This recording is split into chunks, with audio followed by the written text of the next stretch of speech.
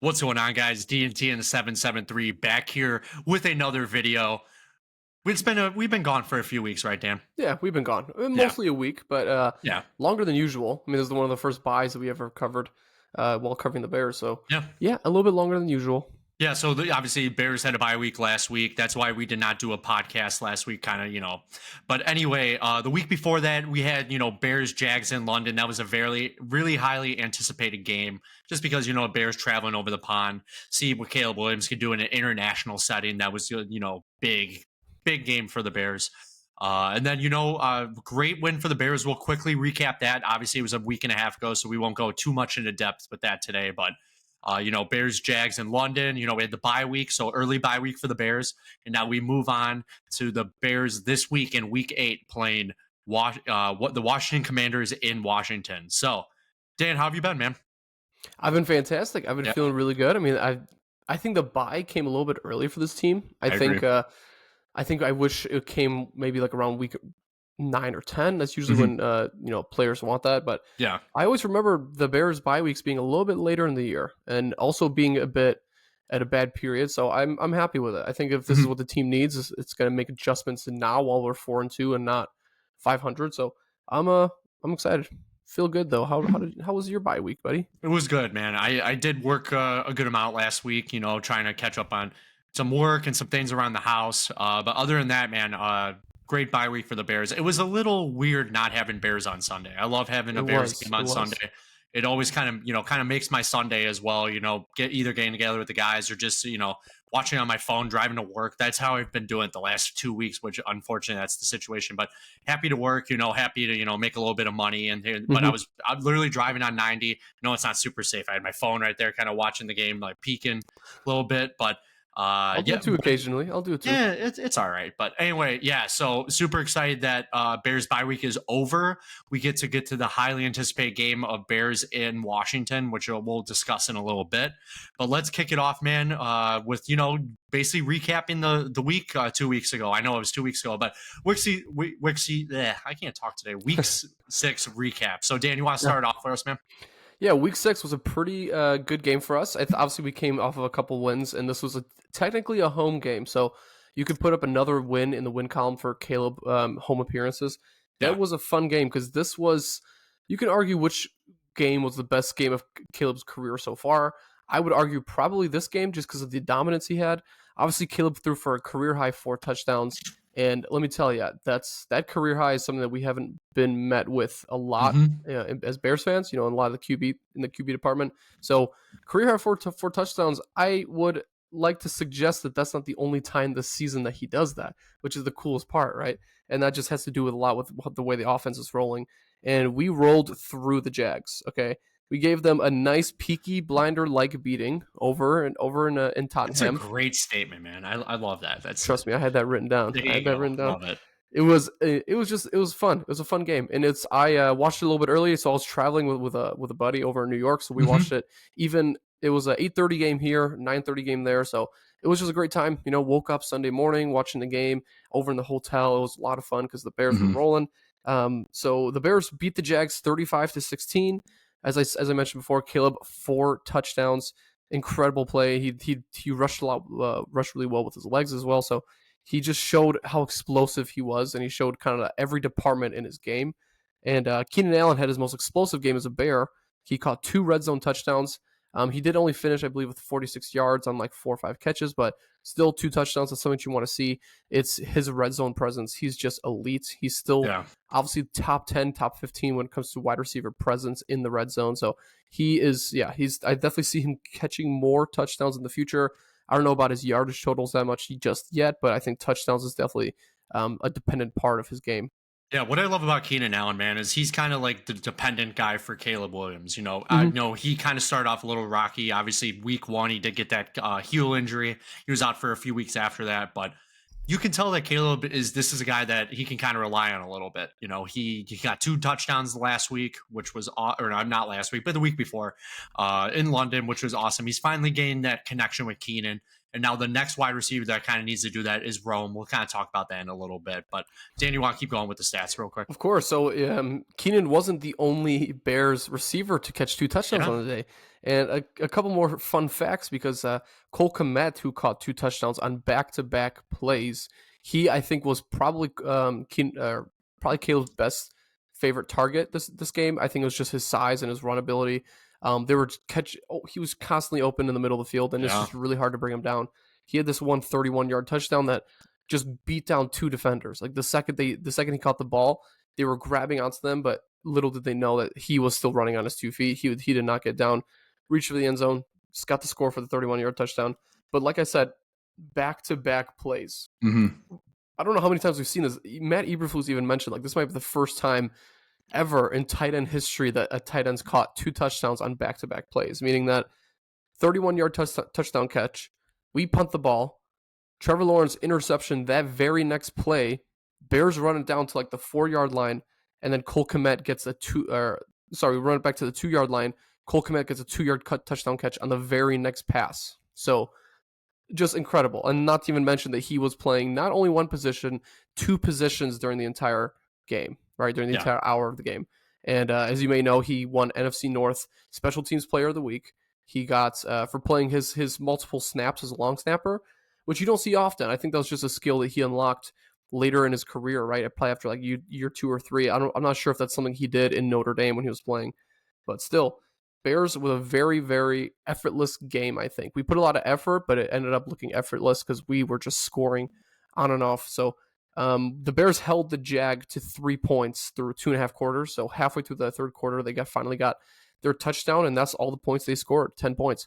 So the Bears defense also was just a riot. They were causing trouble on every end of the field. We got a lot of sacks. It was probably one of the best sack-happy games that we've had this season for the Bears. And part of that is just because the Jags aren't all that impressive. I mean, I will say that they have somewhat of a competent coaching staff, and they have really good key pieces, but I think their team looks a lot like the Bears without a very good defense. I think they have a lot of good pieces on offense, but they're just not figuring it out. They remind me of kind of like what week 1, week 2 Bears looked like, just without a good defense. And not to beat them up, but they definitely, after the first quarter, I knew that they had no edge. I knew that they had no edge to go out and try to win this game and try to play clutch, because the Bears were just, I think they were just too smart. They were playing on the smart on both ends of the ball.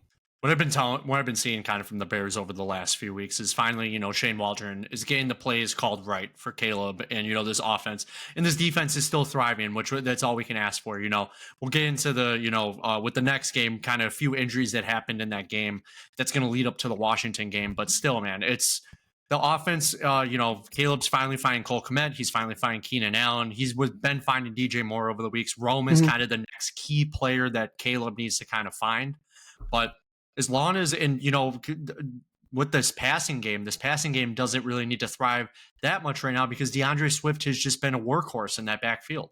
He's been awesome.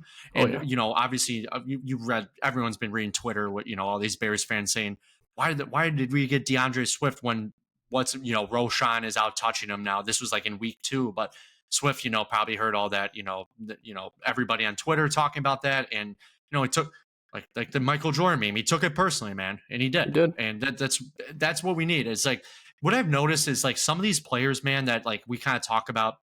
Like me and you, we kind of like, we text, especially during the game, or like, during like if there's breaking news with the Bears kind of popping up. If we start to, back talk them a little bit, kind of talk a little smack. What I've noticed is that a lot of these players like end up doing well after we start talking smack about them. It's like they listen to us, man. It's like they read our tweets and their texts, and they kind of listen to us. So Rome is kind of that next person. I love Rome, but maybe he's getting open. I haven't seen a lot of the plays, but he's kind of that next piece to the puzzle for the Bears to connect. And if we can get all of those receivers, Cole Kmet, Keenan Allen, DJ Moore, and Rome in the mix for Caleb, this offense is going to thrive, man, especially with DeAndre Swift catching the balls and, rushing in the backfield. Oh, yeah. We're very dynamic, right? Yeah. Shane's calling the right plays. This time of the year, he really looks dominant, right? He looks like he's the perfect person for this offense. And I saw a report earlier this week. I forgot what ESPN show it was, but they were talking about how the Bears made the smarter pick with Shane Waldron, whereas Cliff Kingsbury with the Commanders was actually not the smart pick. What I read was that Shane Waldron is a man who had multiple options for becoming a head coach elsewhere and becoming offensive coordinator elsewhere. He ended up taking the job in Chicago, right?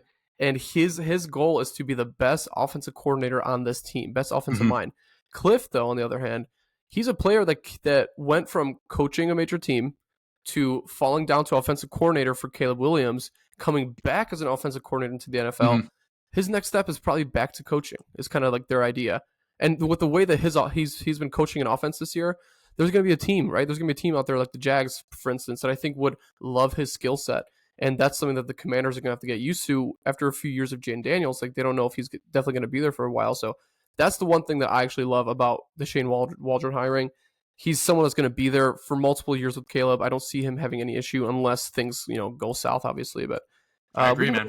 We can go over some stats here for the Bears game from notable player stats. Quick, before you go into the stats, man, we have a nice comment from Scott that says, "Love from Chicago." Thanks, Scott. Love Scott. And Chicago loves you.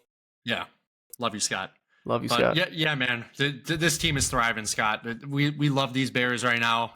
Bye week for the Bears kind of lets them settle in. We'll kind of talk about what they kind of did in the bye week in a little bit, but they really, they doing these team building, activities going. They went to Six Flags. If you saw those pictures, Dan, Caleb was riding the Raging Bull and a few other things. He ended up doing a few other things too. He did a 2,000 piece puzzle, something like that, right? Pottery class or something like that too. What can he do, man? Yeah, celebrated a year with his girlfriend too. Yeah, exciting times for Caleb. Exciting. But thanks, times. Yeah. Thanks for the comment. Appreciate it, man. Thanks, Scott. So didn't mean to call you off, man. Let's get into the stats with that game super quick. So with the stats, my favorite stat of the game here, which I will say is part of the reason why I thought this team was so dominant on offense this week. So the Bears scored touchdowns on 6 out of 9 possessions this game. Very nice. The Bears only punted once. That's a good feeling. That's the kind of game that Caleb was talking to Torrey Taylor about after the draft, right? That's the kind of statistics that we're looking for. 6 out of 9 possessions, and 3 of those possessions, one was an interception, one was a punt, and I believe one was either a fumble or just a missed field goal kick. So just awesome possessions for the Bears here. Going into Caleb's game, he went 23 of 29, which is good, really good completion percentage. It's kind of like what the numbers that everyone was going crazy for when Jaden was throwing those kind of passes. So that's something that we're excited about. That's his power and trying to get those completions up, right? Trying to get as many passes out there and trying to get those completions up. 226 passing yards, 4 tutties. Good game, man. A great game for it. 4 passing touchdowns. This is great for Caleb. Finally, week 1, week 2, couldn't really get the passing game going, couldn't even get the offense going, but now he's finally finding those pieces, Keenan Allen and all those other people. Great for Caleb, man. I just, I know it's not like a broken record, but every week we're seeing constant improvement from him, man. We really are. We're seeing him, click with this offense more. He's calling the plays at the line. He's not letting the coaches do it. If it's audible or something like that, maybe the coach has a little bit of, that chimes in a little bit, but Caleb is calling these plays at the line when he wants to switch it up, and he's recognizing these defenses quick. Granted, Bears haven't played really tough defenses yet besides Houston, but Caleb has taken over this offense, and you can tell that this is his team. And I love to say it, man, but we finally have a quarterback, dude. We finally do. Yeah, it feels right, and it doesn't feel like it's going to depreciate at all. It feels like this is a appreciating asset of ours, which is a really good feeling, because it's not like, oh, next year there's going to be a lot of changes necessary. No, I feel like next year there's going to be only additions. Yeah. So going back into Caleb here, he did get another interception. It was kind of a bad thrown ball. I did see that. That was right before it headed out to work. He underthrew DJ Moore. He kind of aired it a bit. I think a little bit of the wind took that and died it down, and the cornerback, read that pretty well and caught it. But I love Caleb for actually going through that deep ball. That's what we want. Obviously lots of years with the previous Bears quarterbacks, we were looking for the deep ball instead of 5-yard, 10-yard passes. It's okay. 1 interception. I know the last few weeks he hasn't thrown a pick, right? Yeah, exactly. He went 2 weeks without a pick. So it's good. He is taking care of the ball, and I like that he's taking authority over the mistakes he's making. He understands that these aren't faults of any other people. He understands they're his. And I will say this, that it looked like a very complete rookie mistake. I don't expect him to be making a lot of these mistakes in the future. as he starts, going through his progressions and getting better. And someday we'll be able to call him a veteran in this position. So I think the one interception, that's fine. I'll accept that if he's throwing for 4 touchdowns, right? Yeah. I think what we talked about before the show, Tyler and I were talking about how there's a lot of hype going for the Bears against the Packers, right? This season. It might be early hype. We don't know how exactly it's going to look, but one stat that I heard that was really good is that the last 3 games that the Packers have won, Jordan Love has thrown 3 interceptions, and those 3 interceptions have turned into 0 points for the other team. And so that's a big deal, because I think if you throw 3 interceptions versus Chicago, there's a very good chance we score 21 points off of those 3 interceptions. And so that's just one of those stats I look at, that players are going to keep throwing interceptions, but as long as Caleb Williams can keep that to a relative number compared to the amount of touchdowns he's throwing, 4 to 1's awesome. 3 to 0 is kind of the goal I'm looking for. I'd love 3 touchdowns and no interceptions. It's like the perfect game. But other than that, 3 sacks, 4 rushes for 56 yards. This was definitely his best rushing game, and a 124.4 QBR. Dropped down, like, I think 0.4 from the week prior. Like a point or something. Minimal. Like that, He's still on such an insane growth path that it's going to tear this league apart. I think this league's going to see Caleb, especially in the next few weeks, thrive. So I think that's an excellent number. We got a nice comment from Doug in the chat saying, "Hey, there we fellas." Go. Hey, fellas. What's up, Doug? Appreciate you tuning in, Douglas? man. Yeah, welcome, guys. Just welcome. kind of really, Doug, we're talking about the stats right now, just real quick with the, obviously it was 2 weeks ago with that London game, but, Caleb performed very well. I know a lot of people were bashing Caleb in the early parts of the season, and especially me and Dan were kind of doing that as well. But Caleb every week has, been constantly improving on this Bears squad, taking the team in his own hands, getting to the open receivers, rushing where he needs to rush, 56 yards. So appreciate the comment. It's his team, yeah. Thanks, Yeah. Doug. Miss you, Doug. Hope you guys are doing well. Bears are doing well. Bears are just kicking in. I think Caleb is definitely providing the leadership that this team's looking for. But other than the throwing, I mean, how about them rushing, Tyler? What do you think about these rushing stats? So this rushing, man, obviously with Caleb getting 56 yards, breaking out in those plays when he needed to. I think his longest rush was like 20-something yards, right? Or 25 yards. But going to the other rushing touchdown, by the way. I think I got called back, right? Yeah. But a few other pieces, DeAndre Swift, the man that we paid in the offseason, 17 rush attempts, 91 yards, 1 touchdown, and he had 4 catches in the receiving for 28 yards. I know you're reading Doug's comment right now. Yeah. Here's Doug's comment. Honestly, there's nothing I love more than this, because just sitting back, having a good drink, having a good lunch, and watching some sports podcasts. I wish I could be watching this right now. That sounds like fun. Doug, we'll have to have you on the show sometime to eat lunch with us. Or even comment on anything. Or just comment, you could just eat a sandwich on the side. That's fine. We just talk about eat a sandwich or drink a beer, whatever you need to do. Sounds good, dude. Glad you're having lunch, man. Everyone needs to eat. So especially DeAndre Swift, he ate during that game. He ate. So right. Comment section. I'm dying in this comment section right now. I was wondering the same thing. If you guys that aren't wondering what we're talking about, we're wondering what Doug's eating. Actually, it's kind of the really important thing. Did he make it or did he get it? Is kind of the part that I'm thinking about here. And Scott also said, "Getting me through the last hour." Oh, I appreciate that, Scott. We're getting you the best Bears news and best best in the Bears with that right now. But yeah, so DeAndre Swift, man, he did awesome. Oh, what did Doug have? Let's see. He had some potatoes. Dude, I'm dying right now. Why? Hey, dude, why? Oh, I'm dead. Oh, this makes my Thursday, man. Oh my God. And he also just said, "Oh, I put up the wrong one." He's gonna go get a beer soon. Good for you, Doug. You deserve a beer. Cheers. Cheers. This is water, by the way, but this is coffee. Cheers. So yeah, DeAndre Swift, kind of getting into it. He did awesome.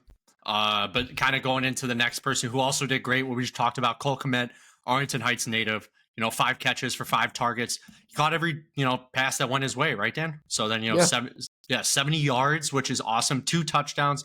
And then if you guys saw the news, our lawn snapper did get hurt during the game. I forgot what exactly happened to him, but something happened where he got hurt.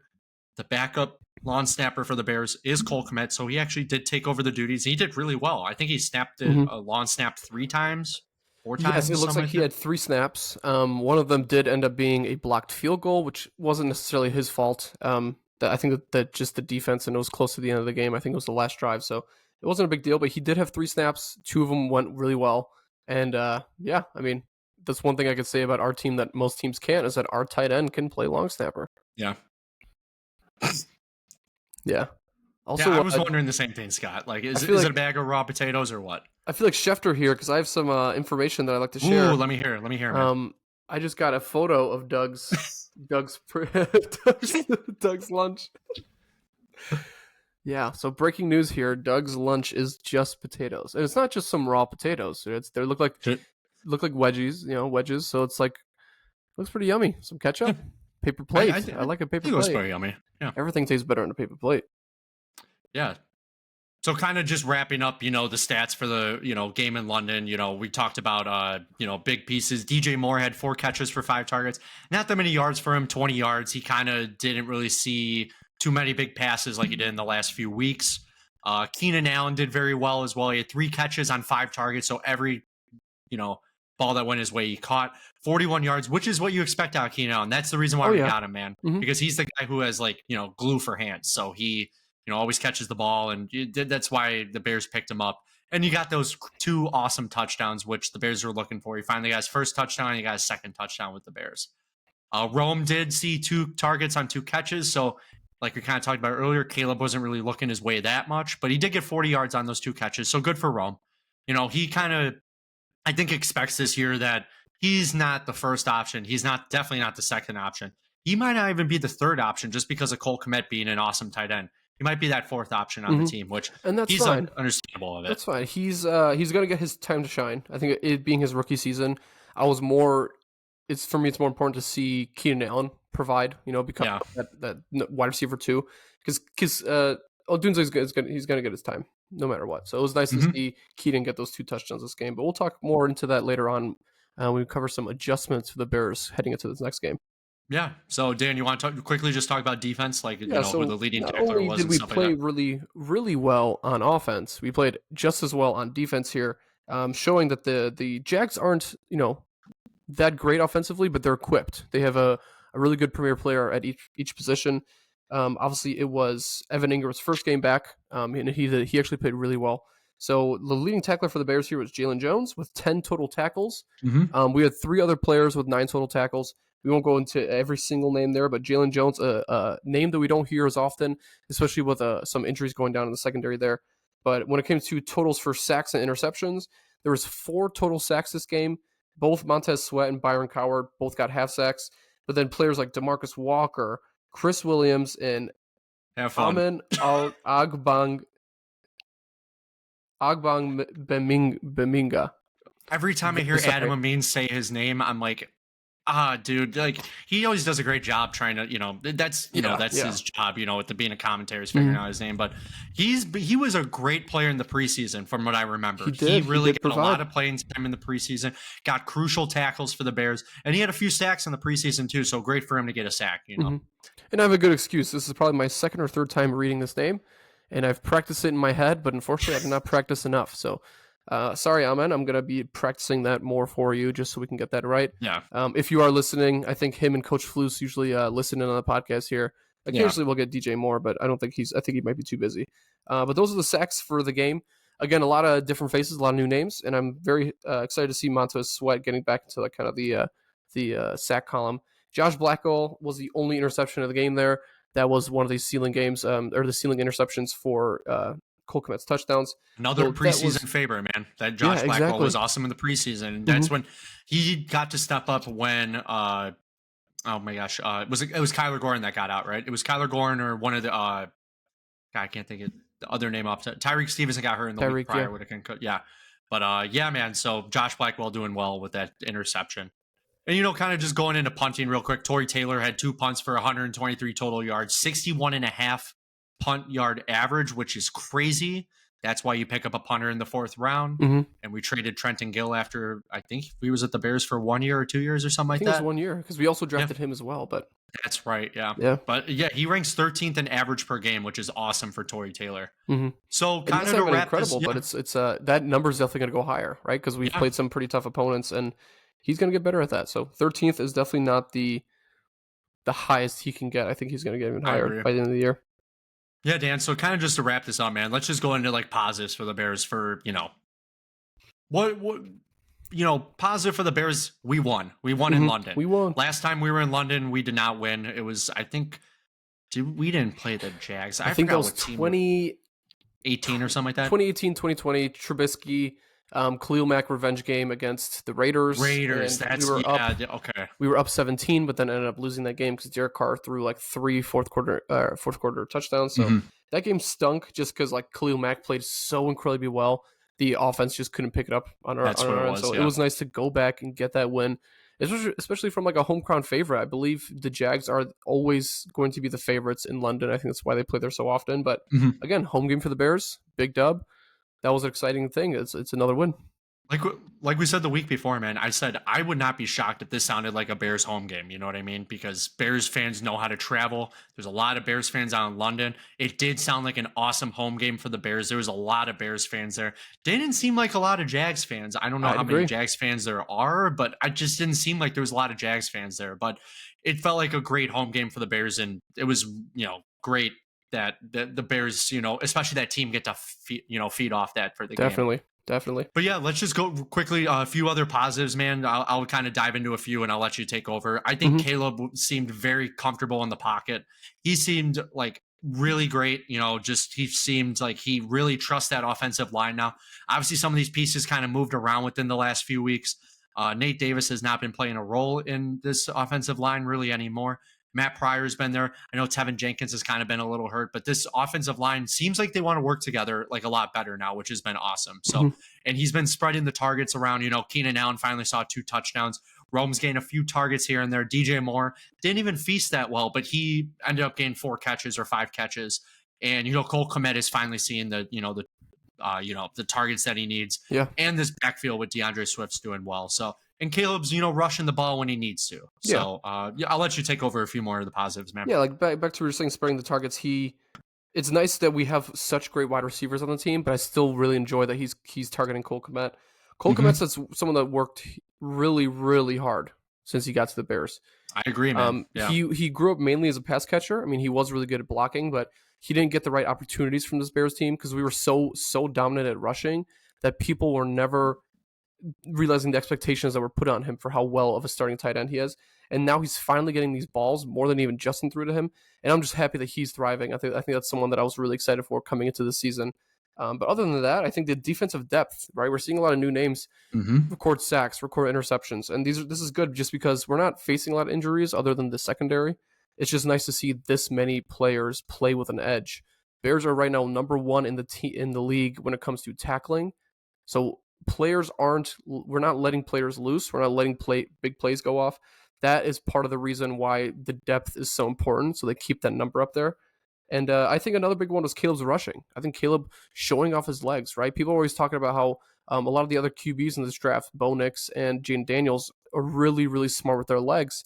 But it's a little different because they don't have necessarily the best offensive lines. They don't have an offense that's running strictly through the pocket, through shotgun plays. And they're using their legs quite often because of the idea that their receivers might not be so trusted. They might not always make it downfield.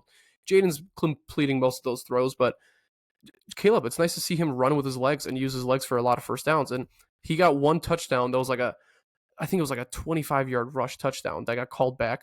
And he thought it counted, right? He did the snow angel on the floor, and he did the Gronk spike. So that was really cool to see that. And I believe we're going to see a lot more of that in the future. Any of you that are fantasy football fans, I would be banking on Caleb Williams becoming somewhere near the top 12 to top 10 QBs in the league by the end of the year. I think he overtakes a couple other ones. So that's just a little fantasy scoop for everyone in there. Yeah, dude, I agree, man. So, Caleb's been thriving, and this Bears team has been awesome, especially this defense. Offense has been constantly improving every week, and I'm, super excited for that. But I think we got another. What we got here? Doug in the chat said, "Pretty boy." Who's he talking about? I don't know. He's talking about you, Dan, I think. It better be me. Yeah, and then that's basically, wrapping up the stats kind of with this game, but that with the positives and, everything like that. Negatives kind of just real quick, just get into that. Just, DJ Moore didn't have the best game. He just didn't really eat that well, but, this offense did click without him getting a touchdown or 80 yards or 7 catches, this offense did do well. So really happy for DJ. Or not obviously DJ Moore's probably not too happy about that, Yeah, but yeah. of the rest of the offense was probably happy, You'll have especially games Cole like Kmet that. getting 2 touchdowns and Keenan Allen getting 2 touchdowns as You'll have well. games like that. Yeah. Obviously, he's still wide receiver 1, but there's so many options behind him. We see this all the time. We see this with the Jamar Chases of the world. We see this with the Justin Jeffersons. They're gonna have once in a while a bad game just because people behind them are eating, and it's all about open targets, right? So Yeah. I understand him having a quiet game. He had 230 yards last year against the Commanders, so we're hoping that this week versus the Commanders again in Washington, he won't have such a similar game as he did last week. Yeah, and then kind of the last thing to kind of get into, Caleb did have an interception in that game, and then the secondary did allow 240 total yards. There were some injuries during the game that knocked some players out. Kyler Gordon, Tyreek Stevenson with the having a concussion. There's a few other injuries as well, but when these players need to step up, this will be good for the Bears, especially, Josh Blackwell and a few other people. I expect them to perform well if they have to take those duties over in Washington this week. But anything else, man, before to wrap up the kind of the negatives or positives for the Bears? I think that's it. I think it's just Caleb's, trying to do better when it comes to his ball handling skills and how he's going to be, minimizing those interceptions and those kind of mistakes. But Bears secondary, allowed 240 yards passing, which hasn't been fantastic, especially when you're versing teams with like an Anthony Richardson type QB. I just wish that we would play just a little bit better, even though our defense has been statistically incredible. I know Kevin Byard is like top 3 ranked in the league in safeties, and then also Jalen Johnson. He's getting number 1 comparisons, right, for the number 1 best cornerback in the league. So those are going well for us, but. Enough of last week, right? Because we have to move on. As Bears fans, we have to always. I'm so excited about this, man. We've been looking forward to this game. This is going to be a great game. We'll see how it looks for the Washington side of the offense. If you guys haven't been paying attention, Jaden Daniels did get hurt in the last game he was in. I think he tried rushing for a touchdown, got tackled, got hit in the rib area. You could see he was in lots of pain. Went to the locker room, did get evaluated, basically told him, probably don't come back in the game. But also mainly they were up by like 30 points at that point, man. They were up by like 28 points or 30 points. Jaden Daniels didn't come back in the game. He went back in street clothes. Everybody was cheering for him on the sideline, but we'll see if he ends up taking the field because he did not practice yesterday, which was Wednesday. He did not practice today, which is Thursday. And then also leading up to it, there's reports that he might try to practice tomorrow, but I would not be shocked to see or say that we see Jaden Daniels not being on the field for the Washington Commanders on Sunday. But yeah, the Bears being 4-2, the Commanders being 5-2, they flexed our game. Our game was supposed to be at noon. Now we're going to be at 3:25. We're at a primetime game, or no, not primetime slot, but we're the CBS slot now. So we got Jim Nantz and Tony Romo on our call. I know you put the Bears are a 1.5 point favorites. I saw yesterday they're 2.5. Has it been moving around? That definitely must have changed just because I looked at this number, I believe, 2 days ago. So that definitely, I think, is changing as people realize that Jaden Daniels might become doubtful. When I looked like 2 days ago or something, it was like 2.5. It keeps sliding around because there's rumors he might play, rumors he won't, he won't play. But Bears are kind of right around the 1 to 2.5 point favorite range. And it will fluctuate depending if Jaden Daniels plays or not. Oh, yeah. But yeah, so kind of going into the Commanders' injuries, going into Week 8, just talked about Jaden Daniels. We'll see if he suits up. We'll find out more tomorrow on Friday if he ends up practicing.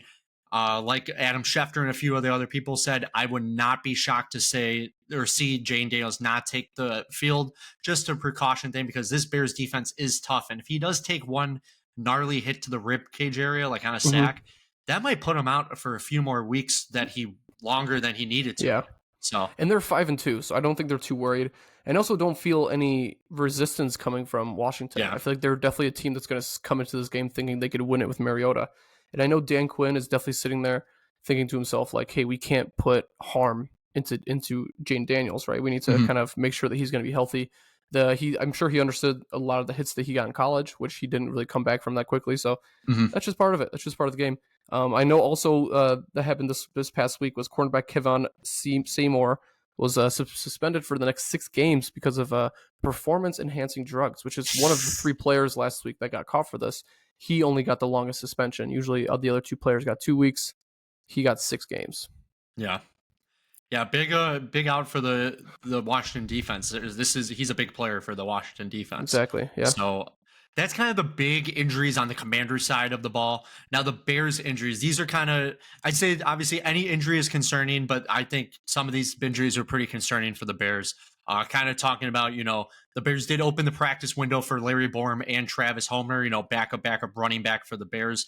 But the few of the big injuries that were kind of, talking about, Jaquan Brisker did not practice today on Thursday with a concussion. Due to concussion, he did suffer in one of the hits last week in the Jags. It was a crazy hit. It was crazy. But Kyler Gordon as well, hamstring, did not participate in practice due to his hamstring injury. And then Tyreek Stevenson, looking to come back from a concussion he suffered, is trending in the right direction. He was limited. Mm-hmm. So I could see Tyreek Stevenson take the field for the Bears. According to Jaquan Brisker and Kyler Gordon, I'm not sure about them, man. What do you think? So I think when it comes to Jaquan Brisker, I don't think he comes back. I think I've seen a lot of conferences where he's doesn't feel too comfortable, and especially if you see him the start of the week, I don't think he's going to progress that much. Kyler Gordon, I could see playing, but again, I wouldn't be surprised just knowing how deep the secondary is, giving him another opportunity, another week. Mm-hmm. I would love to see everyone return as much as whatever the problems are. We want to see everyone return because we want to keep seeing this Bears defense, but I also understand that the way they're getting coached, I should be perfectly fine with having a few of these players miss some games because, again, we're deep. I think we have an opportunity to still go out and win this game with our defense. So yeah. I'm not too worried. If the guys need more time to heal up, then let him heal up. That's fine. I do think Tyreek Stevenson comes back if he can get through the concussion protocol. I'm not exactly sure what stage he was at as of today, Thursday, but it sounds a lot like since he had a limited practice, it seems like he's either in step 3 or 4, meaning that Saturday he might get approved through step 5. So hopefully that's soon.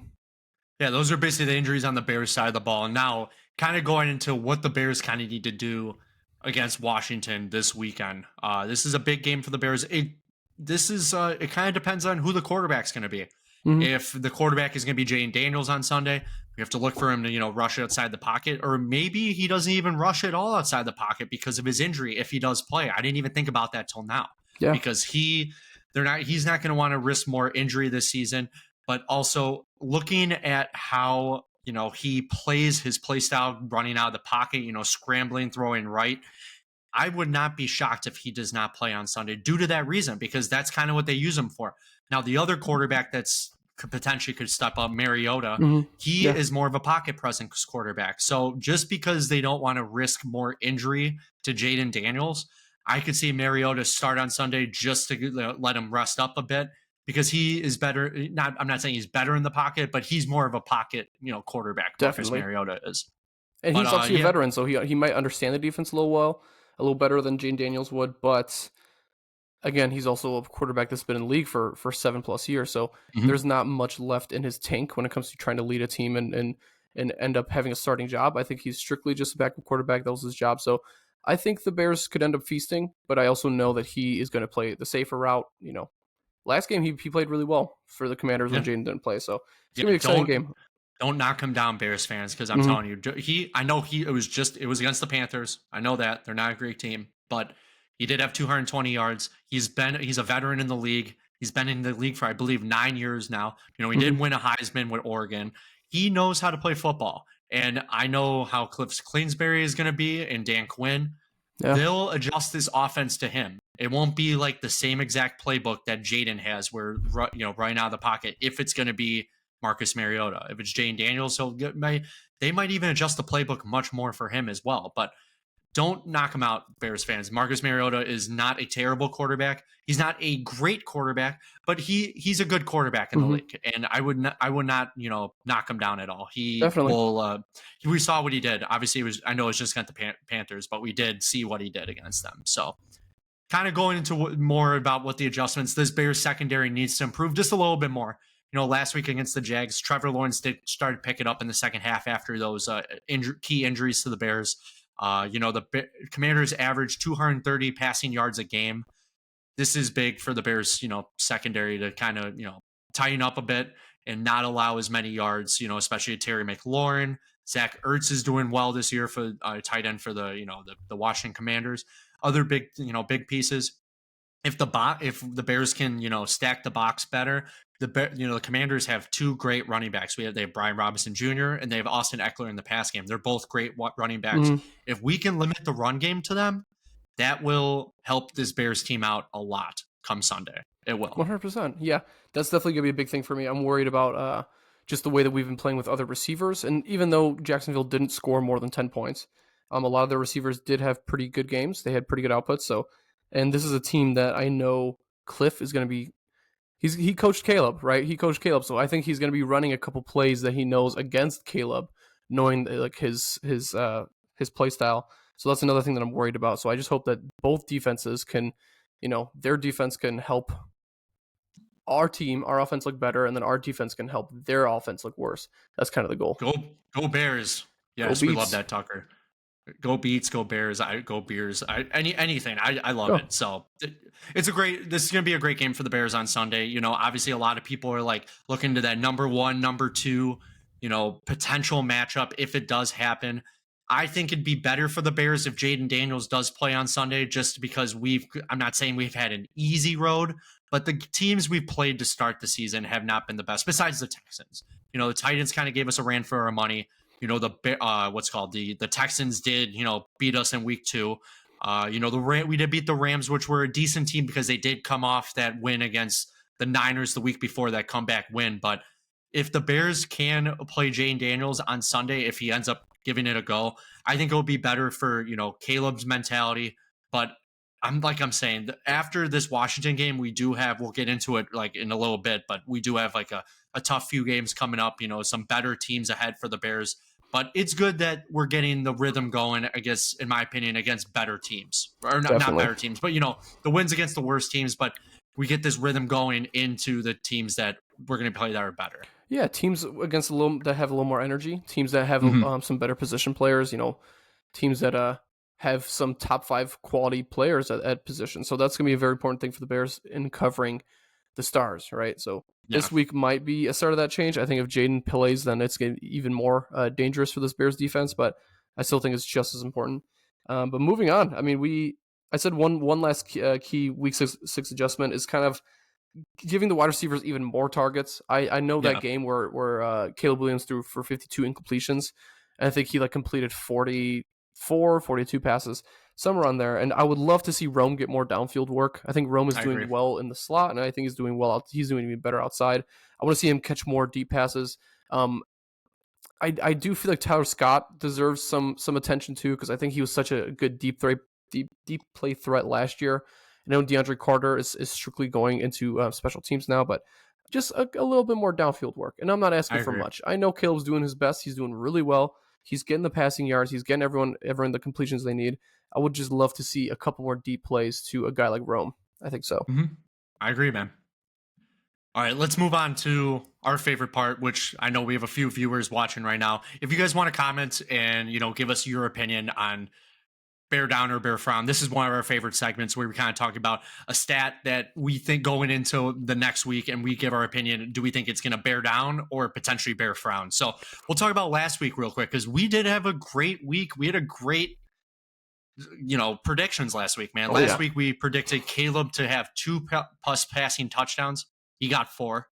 Swift 60+ rushing yards, which he's feasting last week. He had 91. Mm-hmm. Bears defense to have 3 or more sacks. They got exactly 3.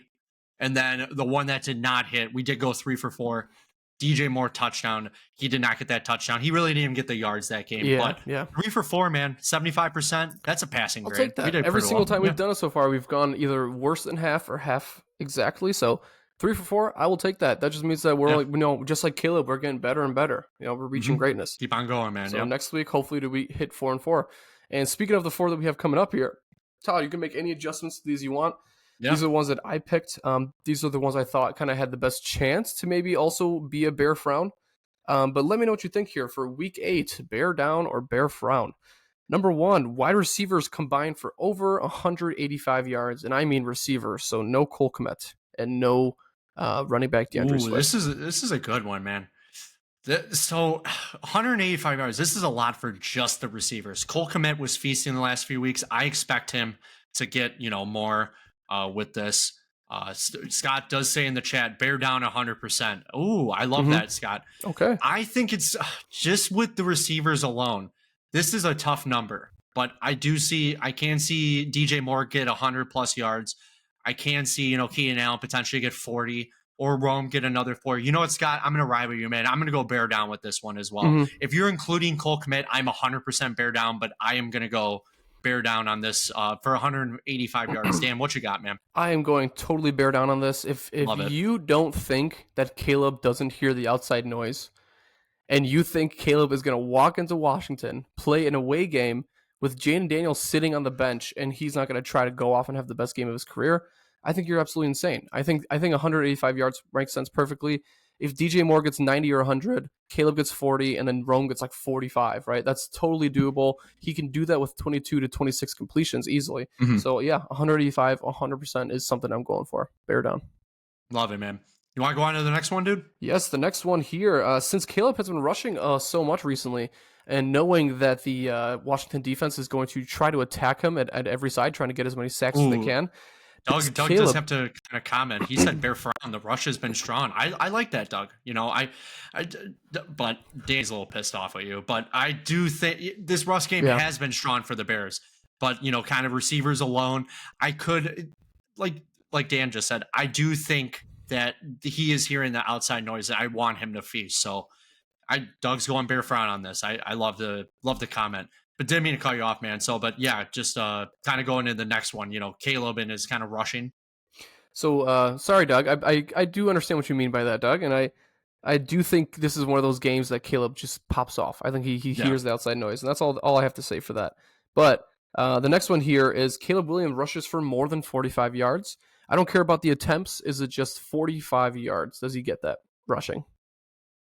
I'm going to go a solid bear down on this, man. I think every week he's been rushing a little bit more. I think kind of referring to what Jaden Daniels kind of said, what he kind of does with his feet. I think Caleb wants to show Washington what he can do with his feet as well. Obviously, I don't expect him to have quarterback, draw plays designed for him like Jaden Daniels does. But if he can't find the target, I can expect him to run for 10 yards at least 4 times and get 40 yards, 45 yards. I'm going bear down on this, man. How about you? I think I'm going to go bear frown on this, unfortunately. It's sticking to the last idea that I think Caleb's here to throw the ball. Caleb's here to truly show that he's the best quarterback arm in this draft, and he has the receivers there to prove it, to help him prove it. I don't think he gets 45 yards rushing, and I think that's a little bit to what Doug said recently. The running game has been looking really well. I think Caleb is going to trust that his legs don't have to be always used. He might get a first down or two. He might get a nice 1-yard rush, but 45. I'm not sure if I love that for him this game. It's a high number, but Doug does say bear down on this, which I love. I love the bear down. Guess what Scott says as well? He says bear down as well. So Dan, you're the only oddball out, man. You're the only one that thinks he's not going to rush for 45 plus yards. All right, $5, Doug. Give me $5. $5. Let's little side on it. Little fiver on it. All right, so kind of going to the next one, man. So this is kind of talking about into the Bears defense. Bears defense has been very strong lately. They've been doing very well. Now, this Bears defense, do you think this Bears defense could potentially get 3+ takeaways? That could be an interception. It could be a fumble. What do you think, man? I think the Bears get more than 3 takeaways. Yes, I think the Bears definitely get more than 3 takeaways. Seeing that Mariota is playing, I know he's a veteran, but I think this defense, again, I think Flus is going to be sitting there licking his lips, telling the defense, like, hey, we're going to kill whoever's playing quarterback. Like, that's the goal. And then Montez Sweat, I believe he's also sitting here thinking that he's destined for a huge game. The Bears average exactly 3 takeaways this entire season per game. That's the reason why I use that number. Yeah, exactly. That's the reason I use that number, because last time we did play this team, we got exactly 5 takeaways. That was last season. DJ Moore, 230 yards. I think we scored like 5 touchdowns that game. Huge game. I think we get the over. I think 3 or 4 makes sense. I'm going to go bear down on this one too, man. I think we're going to have a forced fumble somewhere, whether it's Austin Eckler or maybe Marcus Mariota on a sack. We get a forced fumble out of it. And potentially if it's Marcus Mariota, maybe 2 interceptions as well. I see a forced fumble and 2 interceptions. I'm going to go bear down on this one, man. This defense every week has been awesome. They've been constantly improving. I know some of these key injuries, if the Bears, if they're going to be in the lineup or not, I do think they could kind of, affect how my decision is with being bear down or bear frown on this. But I'm going to go bear down. I like 3 takeaways, man. I do. I think that's definitely doable. I think that's something we could see, especially coming from a backup quarterback as well as a veteran that Mariota is. It's bound to happen, right? That's why they're the backup quarterbacks. But going on to the last one here, this one is probably the one that I think is the hardest to guarantee immediately. But Cole Kmet, who scored 2 touchdowns in the last game and a couple touchdowns on the season, does Cole Kmet score 1+ touchdown? Does he score 1 or more touchdown? Bear down, man. Bear down. Caleb is I'm not saying finally, but it took a few weeks. He is looking to Cole Kmet a lot more at the open of the field, whether it's 10 yards or whatever. And you could tell he's looking to him in the red zone. It's Keenan Allen, it's DJ Moore. In the earlier parts of the season, it was Rome. I think Cole Kmet is finally getting those targets in the red zone. I'm gonna go bear down on this, man. I see Cole Kmet getting a touchdown on Sunday.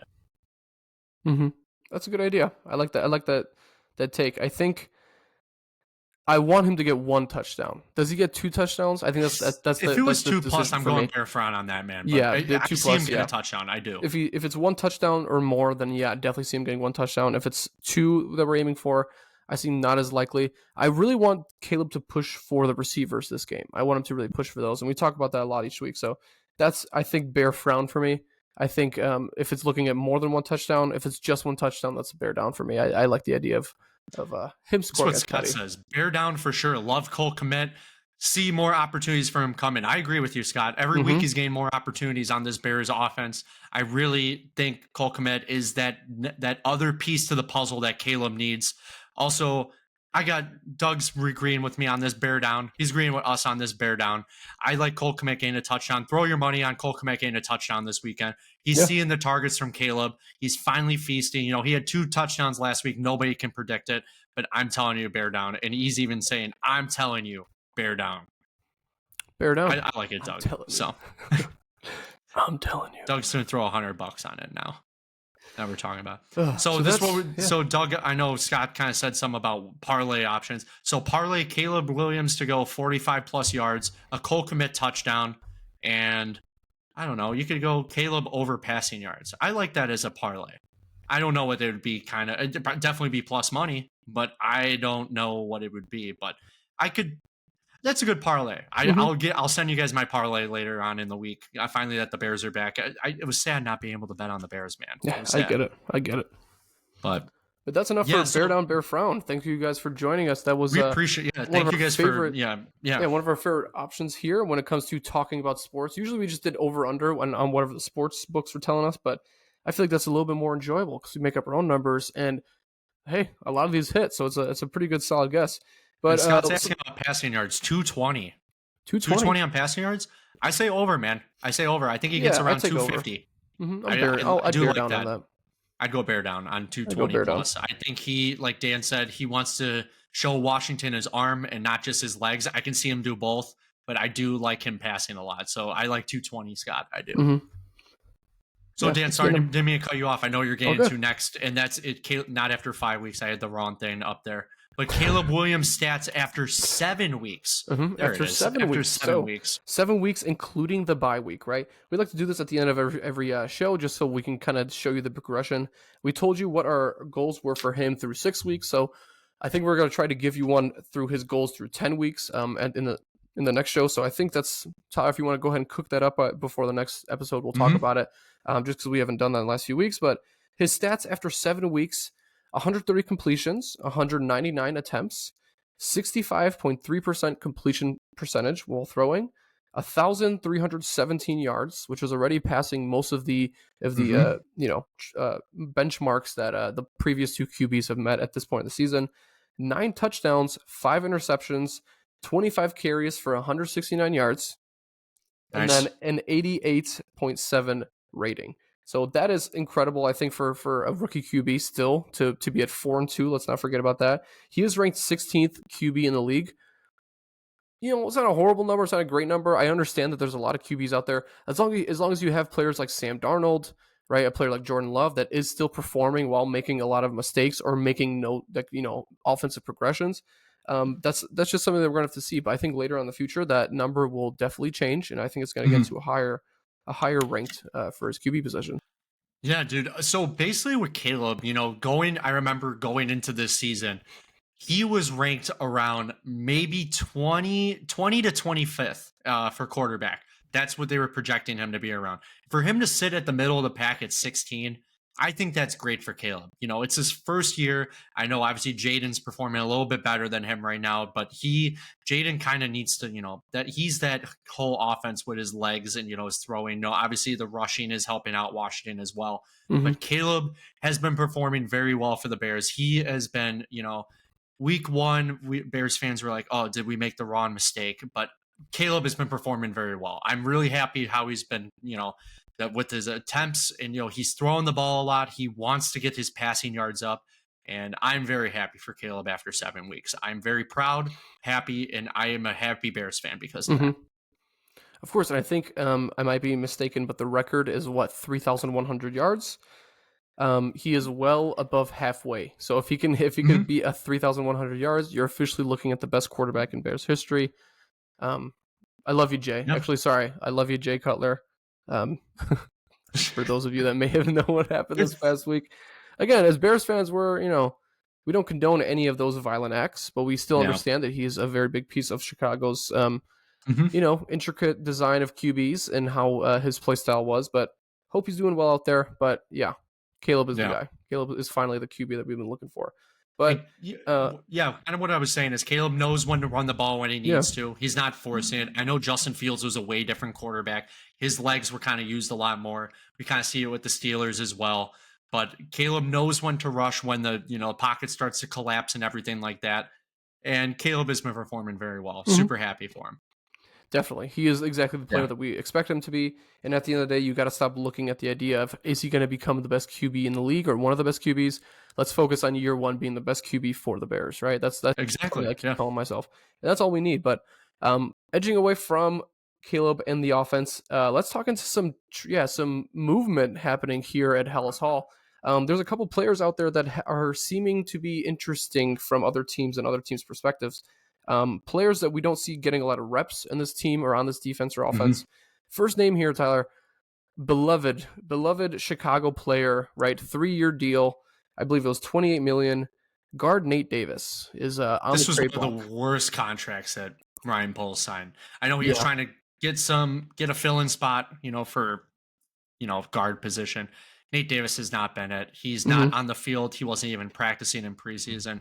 Whatever, even if we get if we just get money for him, that's fine. We just need to get him off our team. He's not 7th round helping our pick. I'll team take it. whatsoever. Yeah. Yeah, Nate Davis is not doing it for us I would whatsoever. instantly trade him for another guard, another Yeah. position player that another team is having trouble inserting. I just don't think he's the big thing I heard from him is his practicing is pretty mediocre at best. He definitely doesn't show up on the fields often. He doesn't like practicing. So this is what we're trying to say is that Nate Davis is available, is what Ryan Poles has been talking about. That it's not this just players that we dislike that we want to trade.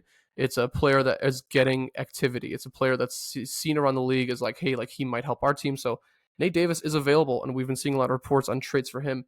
This next player though came up as kind of a shock just because when we drafted him, I was very excited about his potential, and I believe we got him 2 years ago. Dominique Robinson is available. He had a pretty Hmm. good 2-year start to his stint for the career with the Bears, but I just don't think he's fitting well into this rotation. There's 3-4 rotation. I could see him definitely being traded before Nate Davis just because of the defensive line help around the league and helping free up some more cap space for us to go and try to trade for a defensive player or something like that. So Hmm. he is definitely another player that has shown to be available from Poles and his staff. Hmm. Yeah, no, two big names. Obviously, you said, well, Nate Davis, kind of, in my opinion, needs to, get off this roster. He doesn't really belong on this roster right now. Dominique Robinson, he's a great player, man. He just doesn't. We finally got some more pieces to kind of fill in that starting role, and he's just not getting the playing time. So if we can get some assets for him, that would be awesome. And there's another player that's not listed that potentially, if a team needs help in this position, might be worthwhile, and that was Khalil Herbert on the Bears. He's not seeing the field whatsoever right now. Mhm. DeAndre Swift seeing the field. He saw the field at the beginning of the season, but now we're seeing Roshan Johnson come in. But we're not even seeing that much Roshan Johnson because DeAndre Exactly. Swift is finally knowing how to, work with this offense. So Khalil Herbert is another name that could be traded off the Bears. Now, if we can get like, I don't know what Khalil Herbert's worth, but if we can get like a 5th round, 6th round, even 7th round pick for him for a guy that's not even playing, that's fine with me, man. We got Mhm. DeAndre Swift for 3 years. He's been, And we also like pretty deep when it comes to running back position, right? Travis yeah. Homer isn't a famous name, but he's definitely he played like he started the first game and he played pretty well. So I definitely see us being pretty deep at running back. So I would not miss him. I think he's a great player, but I would not miss him if it came Yeah. to draft capital. And I know Velus Jones. That's another name that I think Velus Jones, his trade kind of ideas came a lot from Hard Knocks. I think it's kind of what happened to him. We got offered a 4th round pick for him before the season started. That's the news that came out of Hollis Hall. And then he muffed a few punts. And then all of a sudden, we didn't hear a lot about people wanting Velus Jones. But It's been I think it's healthy another scratches the last few weeks, and yeah. it's just, yeah. I think it's just another one of those players that I could see the Bears kind of eating up his money, trading him for a 7th round pick just to kind of cut our losses. He is right now playing a position that's not necessary on offense. He's part wide receiver, part running back, part kick returner. And I think the only position I could see him doing would be on slide routes, was a wide receiver. But again, it's such a deep wide receiver room. I would rather have many other players handling the ball there before Velus. So that's just one of those players I think we should keep an eye out just in case. Yeah. Yeah, so those are kind of the big names kind of flowing around the Bears right now. Obviously, the big ones I've been hearing are Nate Davis, Dominique Robinson, and potential Khalil Herbert. I don't know how much room there is for Velus Jones getting trade off this team, but these are names that I say in the next few weeks. The trade deadline is in 2 weeks, man. I believe it's November 4th or November 5th, if I recall correctly. 4th, one of those days. That's going to be the trade deadline for the NFL. Obviously, we saw a move yesterday. DeAndre Hopkins going to the Chiefs. A bunch of other moves have been going. Devontae Adams to the Jets. There's been a few other moves as well. But keep your eyes out. We'll keep you guys posted as well with trades going on with the Bears, and we'll see what happens if Ryan Poles decides to move some people. And I know we didn't kind of bring this up, but there's rumors flowing around that there's some edge rushers that could be available for a trade for the right price, including Max Crosby from the Raiders or Myles Garrett from the Cleveland Browns. That would be an awesome other side of the ball from Montez Sweat to help pair up. In my opinion, these are the two players. These two players are the players that the Bears. I would not be mad if they gave up some future assets just again, because these are generational talents, man. Myles Garrett has been the top defensive player in the league for 5 years now, dude? Like ever since he came to the league, he was the number 1 overall pick.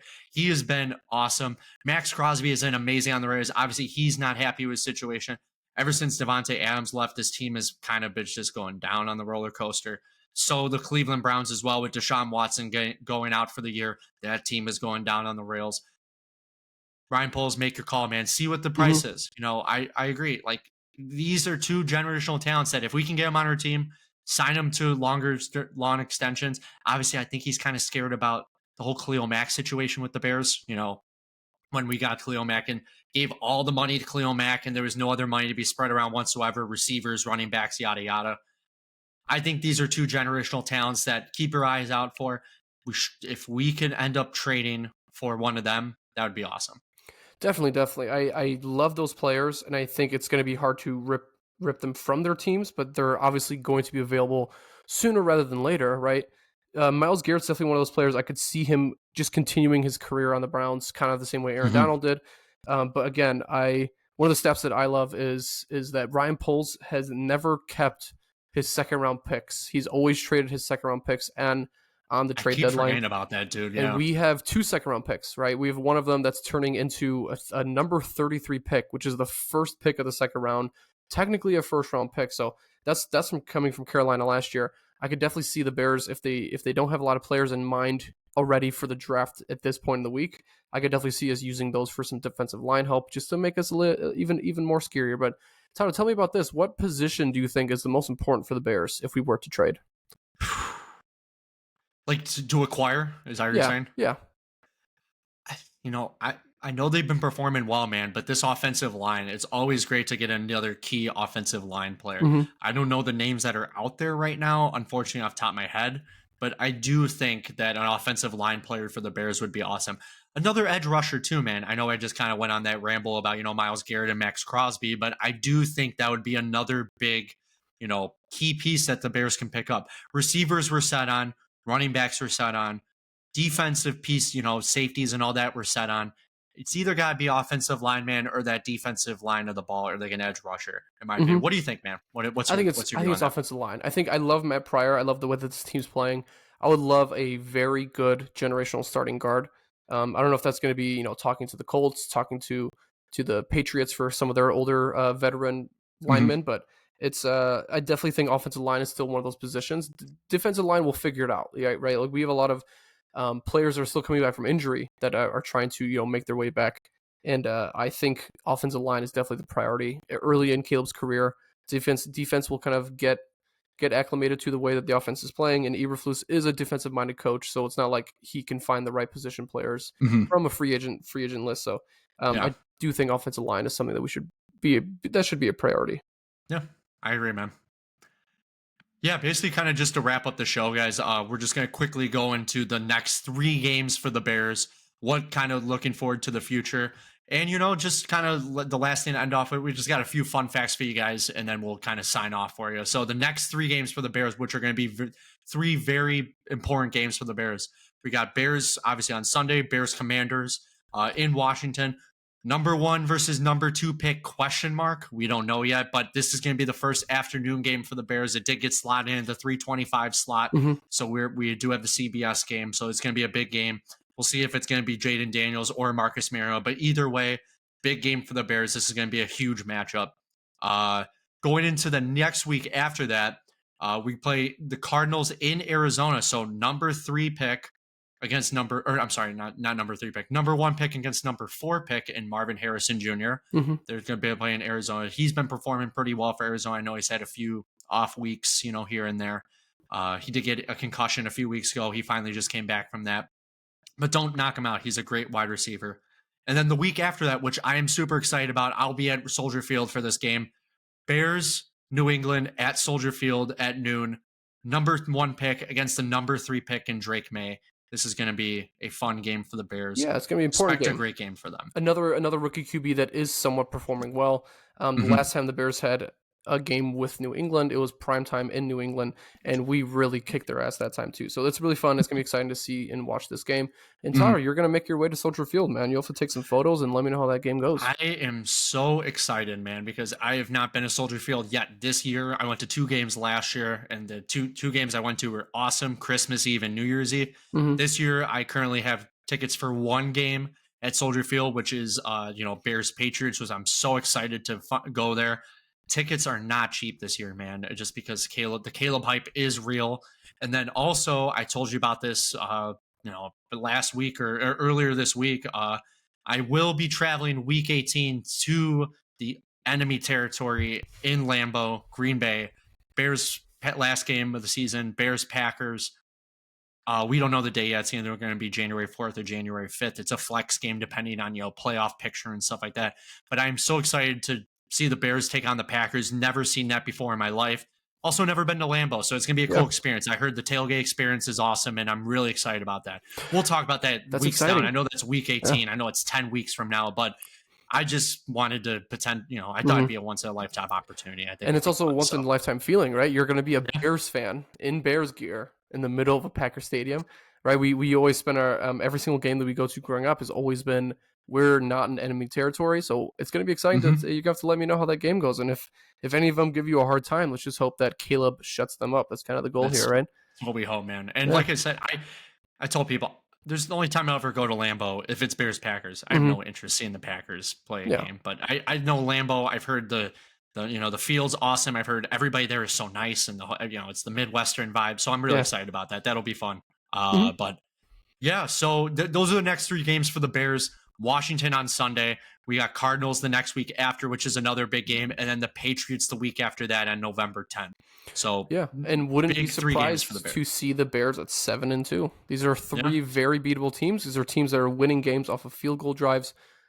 I'm thinking we can, especially if Jane Daniels is out, then I think we can definitely finish this 3-game trip with Mhm. 7-2 record, which is It would insane to be think awesome about. to see every team in the NFC North make the playoffs, man. Yeah, It's that'd be never historic. happened before, every team in a division to make the playoffs, but it would be absolutely awesome to see that. And it would be really, really cool because, hmm Lions fans have suffered for a while. They finally have a great team. In my opinion, I think they're the best team in football right now. The Yeah, Lions are. yeah, I think so. Vikings started off crazy. They were 6-0 to start the season, and then they did lose last week.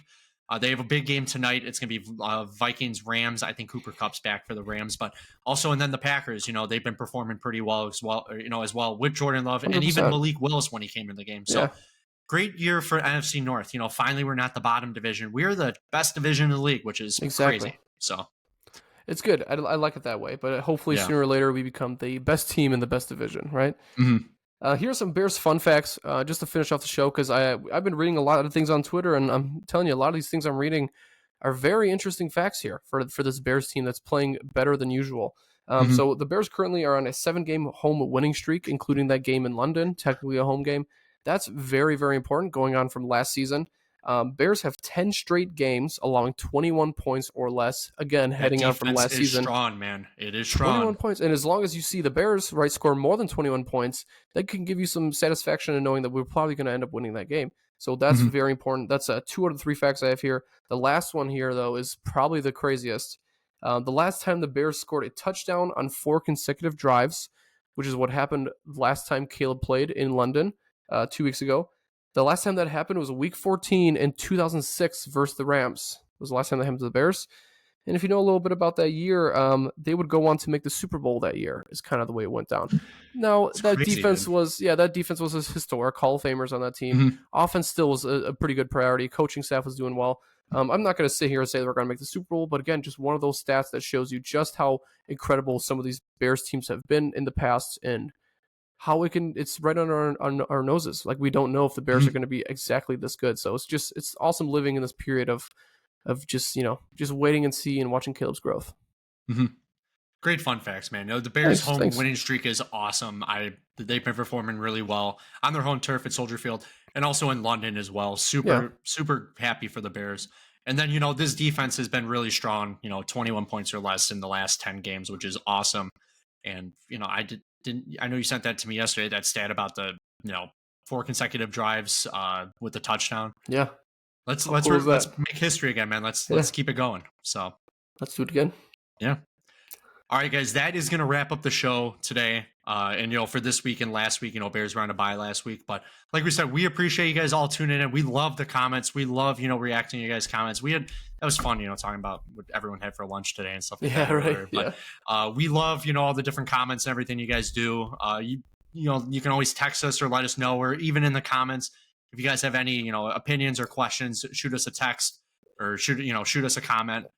We love, talking about the Bears with you guys. The Bulls just started, so once they get a few more games under their belt, we'll start talking about Bulls action with you guys if you guys are interested in that. But the Bears, had the bye week last week. That's why we didn't meet up with you guys. Of course. But Bears Washington on Sunday. It's a big game. We'll see if Jaden Daniels does take the field for Washington. But in other words, it is a big game for the Bears. Number 1, number 2 pick. We'll see what happens with that, but. Yeah, like we said, we appreciate you guys tuning in, watching. We appreciate the watchers and listeners. Dan, you want to say anything before we go?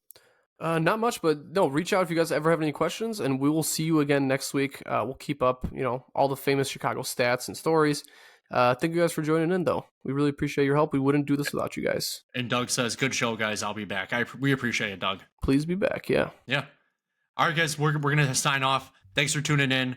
Enjoy your weekend. Remember, 3:25 Bears game on CBS. Make sure you guys tune in. And as always, bear down. Bear down. See you guys. Thanks, everybody.